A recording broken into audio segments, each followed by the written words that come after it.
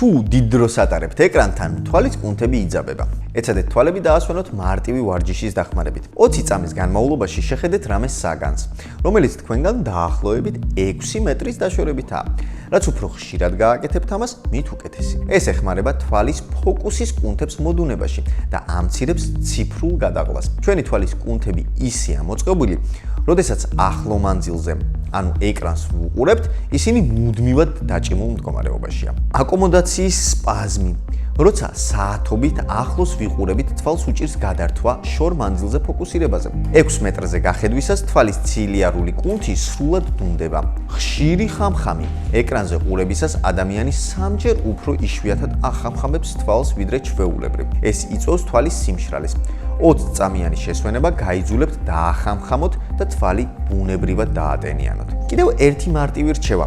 გაგვიძებისთანავე დილით გადით გარეთ ან აივანზე და 5-10 წუთის განმავლობაში გარეთ იყურეთ. თვალის ბადურაზე მოხვედრილი დილის სინათლე არეგულირებს კორტიზოლის დილის პიკს და აპროგრამებს სხეულს, რომ ზუსტად 14-16 საათის შემდეგ გამოიმუშაოს მელატონინი, ანუ ძილის ჰორმონი. ეს საუკეთესო საშუალებაა ცირკალური რითმების მოსაწესრიგებლად.